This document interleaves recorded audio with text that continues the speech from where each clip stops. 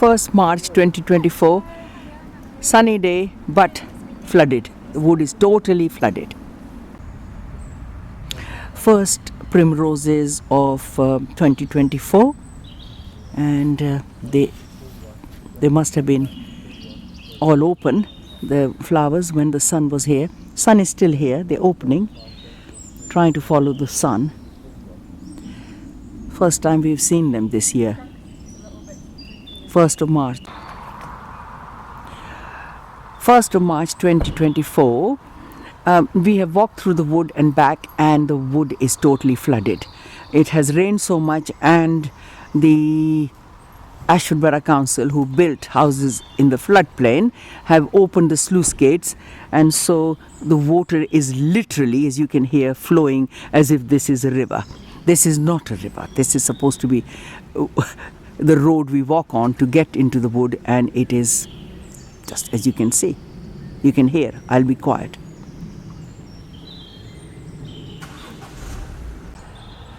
As you can see, the wood is completely flooded.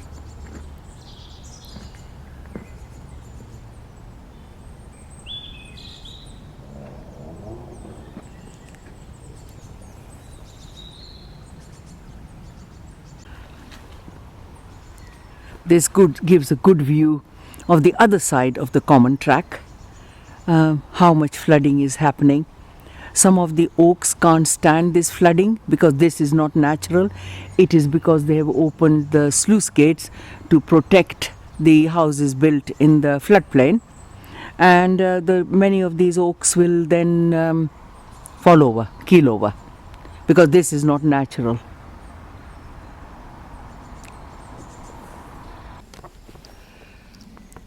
March 2023, the floods have subsided, and it is we are trying to clear the ditches to increase the flow of the water, and this bit of the wood is new growth, about 22 years old. We coppiced it ourselves, and this is how they are tall now.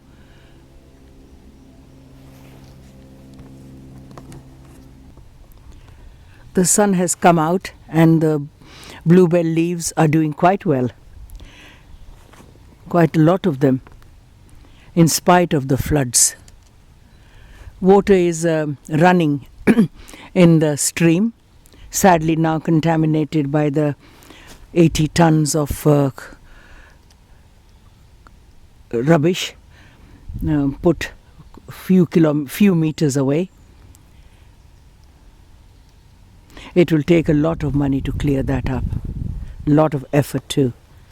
And this is one of the headwaters of the river belt, Beult, and the river belt then goes into the Medway, from where we get our water supply. About 23 years ago, we lost about nearly 3 tons of good quality organic firewood. That was stolen, so we decided to put our coppicing 2-meter lengths of wood and keep it here. And this is what's happened in about 23 years. It was 6 foot high, and 12 feet long, rectangle, and this interesting, very good high quality compost.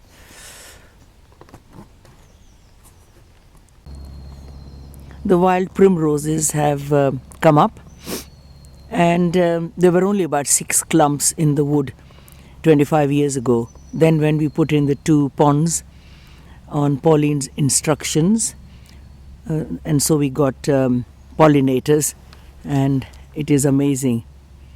It's lovely to see. 4th of March 2024.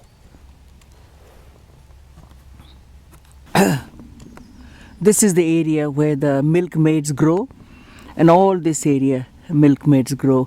I shall keep an eye so I can record when the milkmaids come out. Here is a bank of early purple orchids with their spotted leaves. They always come up here, and it's nice to see them in March. They're doing they seem to be doing okay.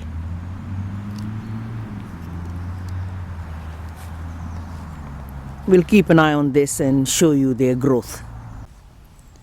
In the same area we have bluebell leaves coming up, but looks like the early purples like more shade, so they are further advanced than the bluebells, but they are in the shade, while the bluebells have got direct sun over them here.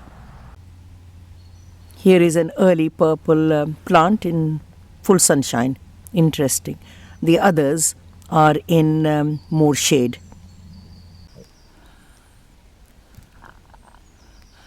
This is what happens to the balloons that people so happily spend a lot of money on and then send out in the on the wind.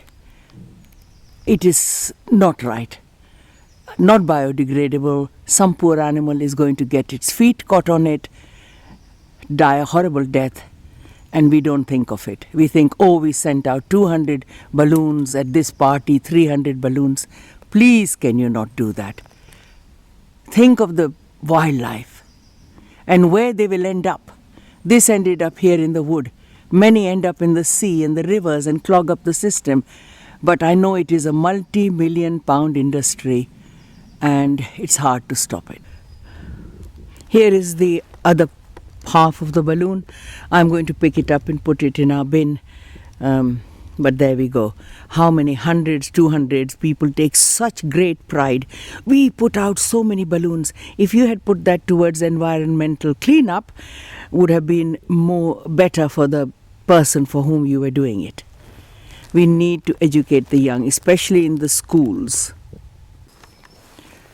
4:30 in the afternoon on 4th March 2024. All these twigs have and wood and over there have been removed. Took 1.5 hours, and the stream is now flowing freely. We are now going to go to the other bridge and try and clear that. And all you can see where the level was this morning, where it's still wet, and now both streams are flowing freely.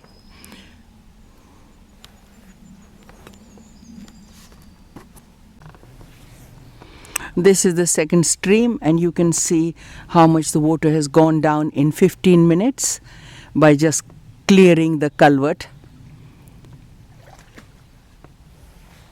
The sun is shining. In half an hour we have removed all of this debris, leaves, logs up there, and the water is really now flowing. We're going to go to the other culvert, walk along the stream and remove. This is a regular job, removing twigs, so on. It's big logs that come down and block the entrance. Look at that lovely hornbeam tree with its roots in the water. Quite a thick old tree. It was grown for charcoal.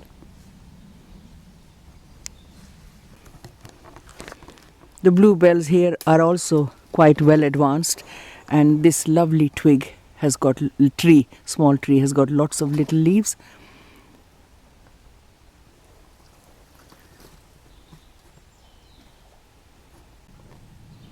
Here is an old 19th century long culvert, several meters long. I shall bring a meter stick and measure it. A lot of effort, all by hand, must have been done in the 19th century to do this.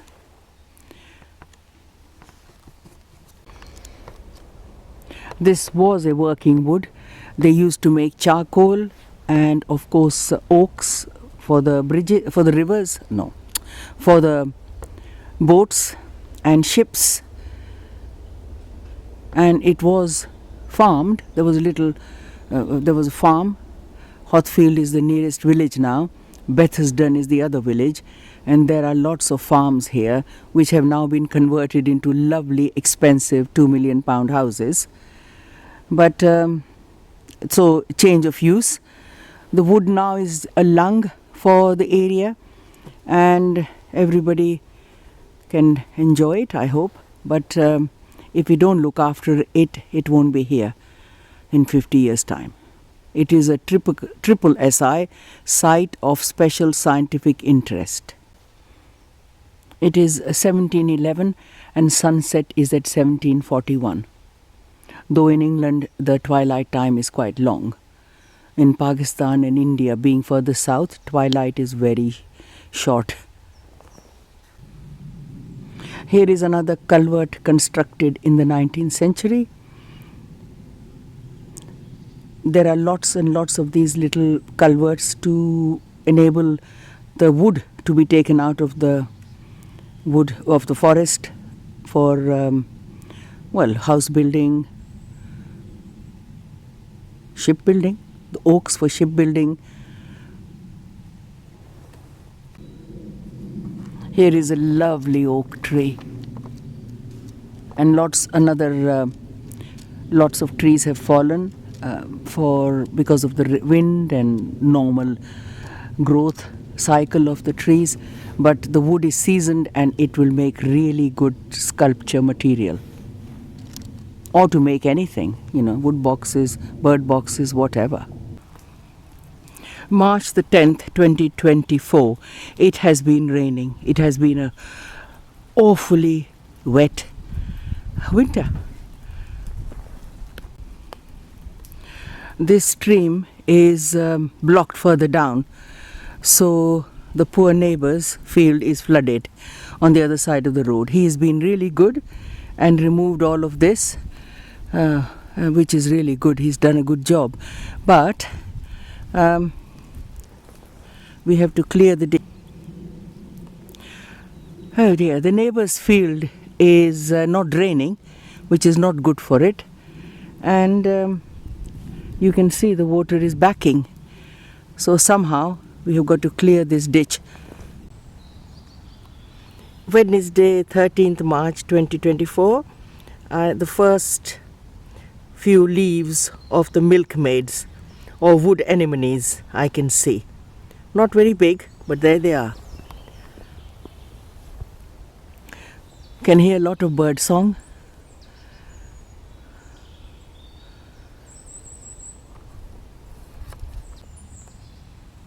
The first milkmaids are out, and there were none on Sunday. They follow the sun, so it's lovely to see them following the sun. Beautiful. It looks like stars have come down from the sky.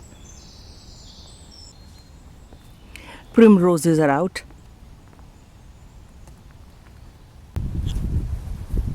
The stream is flowing, but the speed is not very good. All this debris has come down. Quite a lot of it has been removed, but this water level has to go down.